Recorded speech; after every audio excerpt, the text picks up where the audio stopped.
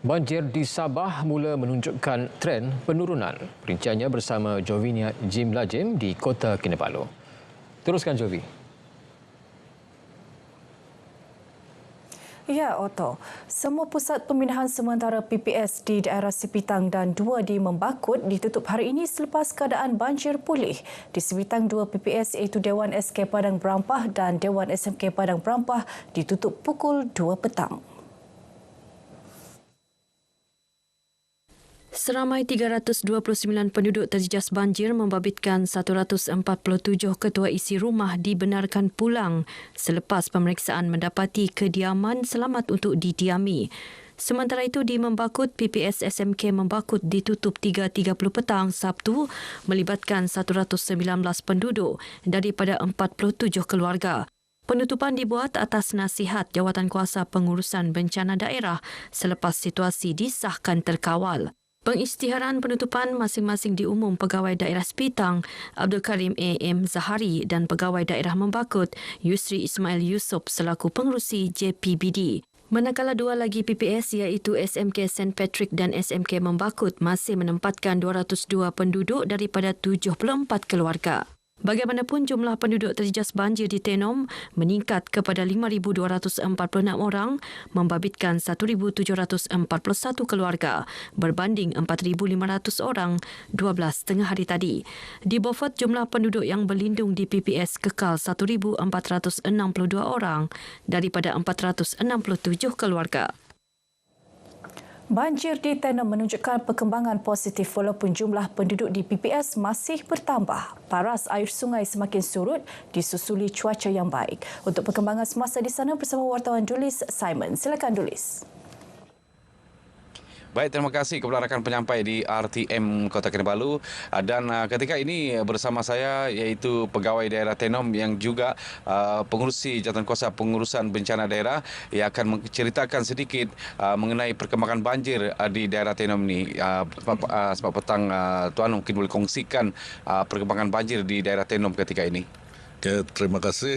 Hasil pemantauan kita pada hari ini, kita dapati bahawa Sungai Pegalan dan Sungai Pedas telah surut dan begitu juga dengan keadaan di kampung-kampung yang berada di Melelap dan di Kemabung ini. Airnya sudah surut dan kita berasa amat bersyukur kerana keadaan air di Pegalan, Sungai Pegalan dan Sungai Pedas ini tidak lagi melimpahi ke kawasan kampung. Ya, jadi dari segi penyaluran makanan dari hari pertama itu sejak kita isytiharkan darurat dari penyalurannya ke PPS kita salurkan melalui Jabatan Kebajikan dan kita menyalurkan bahan makanan bermasak, ya. Dan kita berharap hujan tidak akan turun lagi dan kita menasihatkan orang-orang kampung supaya sentiasa berjaga-jaga dan mengikut arahan pihak berkuasa. Ya, terima kasih Tuan di atas perkongsian mengenai perkembangan banjir di daerah Tenom ini.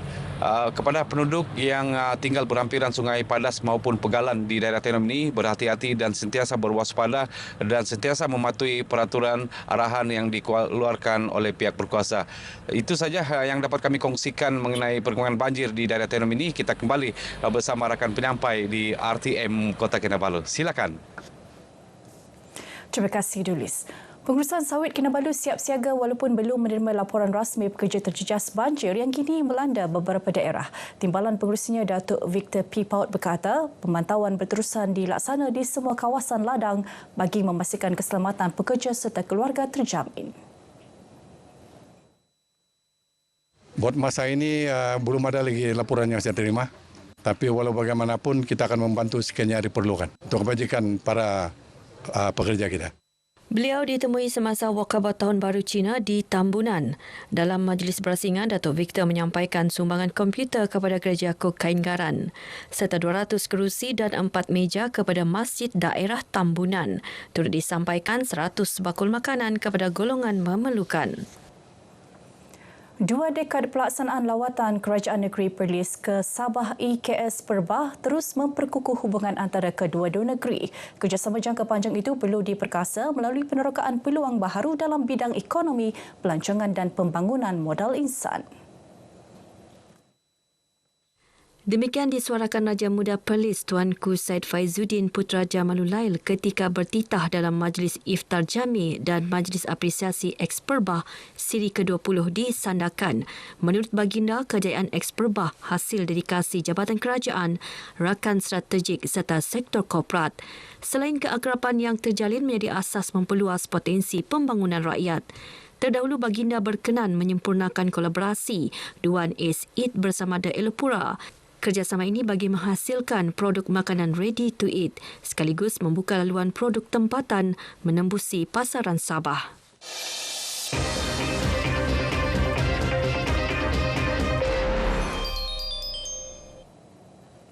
Jarang jumpa bukan bermakna jarang berlaku. Di sebalik penyakit yang jarang ditemui, ada keluarga yang berjuang setiap hari demi memastikan anak mereka terus bernafas, bertahan dan berharap.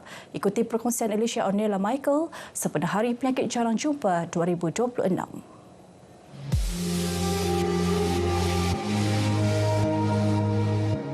Disambut pada hari terakhir Februari setiap tahun, Hari Penyakit Jarang Jumpa bertujuan meningkatkan kesedaran mengenai ribuan penyakit yang jarang ditemui. Di Malaysia, penyakit jarang jumpa ditakrifkan berlaku sekitar 1 dalam setiap 4,000 populasi. Kira-kira 500 jenis penyakit telah dikenal pasti dan 80% daripadanya berpunca daripada faktor genetik. Sakit-sakit ini kebanyakannya ialah sakit kronik dan selalunya we call it debilitating lah, bermaksud dia sangat menyebabkan jangkaan hayat yang mungkin limited dan juga menyebabkan morbidity atau challenges dalam hidup mereka dari hari ke hari lah. Dari sudut klinikal, simptom penyakit jarang jumpa selalunya tidak spesifik dan sukar dikenal pasti. Dia perlukan kepakaran dan juga perlu pengalaman yang banyak untuk mengenal pasti sakit-sakit tertentu. So it's only in the last few years, maybe in the last 5 years or so, that genetic testing macam whole exome sequencing or next exome sequencing mula ada dan kita mula gunalah. Kini ujian genetik moden membantu mempercepatkan diagnosis. Namun kosnya masih tinggi dan kemudahan terhad, khususnya di Sabah. Bagi Lainah Jasli, ibu kepada kanak-kanak berusia 2 tahun yang menghidap epilepsi bayi akibat mutasi gen KCNT1, perjalanan mendapatkan diagnosis mengambil masa berbulan-bulan. Perjalanan diagnosis penyakit anak saya sangat lama, berbulan-bulan lama, baru tahu apa penyakit anak saya. Perawatan anak saya melalui ubat, oksigen, dia guna oksigen 24 jam. Kecuali saya skip kalau dia mandi je. Pas tunggu pasang balik. Sebab kalau tidak, dia akan masuk ward. Selain cabaran fizikal, kos rawatan dan peralatan perubatan memberi tekanan kewangan berterusan kepada keluarga. Seorang lagi ibu, Haryawati Itong, berkata anaknya disahkan menghidap fibrodysplasia ossificans progressiva FOP, penyakit sangat jarang yang menyebabkan otot dan tisu lembut bertukar menjadi tulang secara beransur-ansur. Selepas kami dapat diagnosis dia ada penyakit begitu, kami jumpa doktor di bagian hospital renal, ada yang khusus yang faham pasal penyakitnya. Cabaran yang sangat-sangat mengganggu saya masa itu sebab dia kadang-kadang bila dia mengamuk, dia patah hati. Dia tidak boleh terima yang di satu hari nanti dia tidak boleh berjalan. Satu hari nanti mungkin dia terlantar. Sehingga kini tiada rawatan khusus untuk FOP. Rawatan tertumpu kepada pengurusan kesakitan dan terapi sokongan bagi memperlahankan komplikasi. Penyakit jarang jumpa mungkin tidak banyak diperkatakan, namun bagi keluarga yang melaluinya, perjuangan itu tidak pernah berhenti. Hari ini dunia memperingati Hari Penyakit Jarang Jumpa, satu realiti yang mungkin tidak ramai sedar namun memberi kesan besar kepada ribuan keluarga. Alicia Ornella Michael, RTM.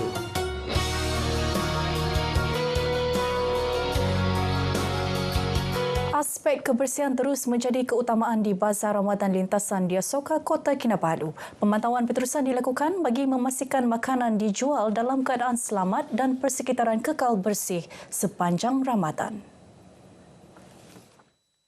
Tinjauan RTM mendapati tahap kebersihan di bazar ini memuaskan.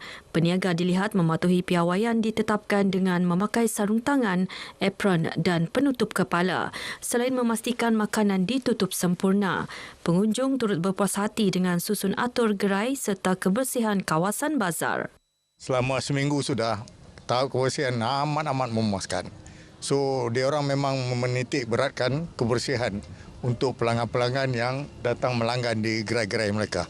Kebersihan di kawasan ini memang nampak bersih lah dan tersusun. Sebab sentiasa dipantau oleh bahagian kesihatan di BKK. Kebersihan di sini so far okey. Pengunjung pun selesa berjalan di sini.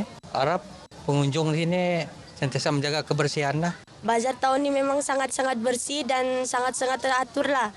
Semua peniaga-peniaga sini memang pakai glove apa semua, dengan pengunjung-pengunjung kami sini memang pandai menjaga kebersihan. Semua bazar yang saya kunjungi sangat bersih dari hujung ke hujung. Diorang sangat jaga kebersihan. Orang ramai disaran memilih gerai yang bersih serta melaporkan sebarang pelanggaran kepada pihak berkuasa. Lebih 100 gerai beroperasi di bazar ini sehingga penghujung Ramadan dengan kerjasama semua pihak memastikan suasana kekal selamat dan selesa. Sekian perkongsian dari negeri di bawah Bayu. Kembali bersama Oto untuk lebih banyak perkembangan semasa dalam negara. Salam Malaysia Madani. Terima kasih Jovi langsung dari Kota Kinabalu, Sabah.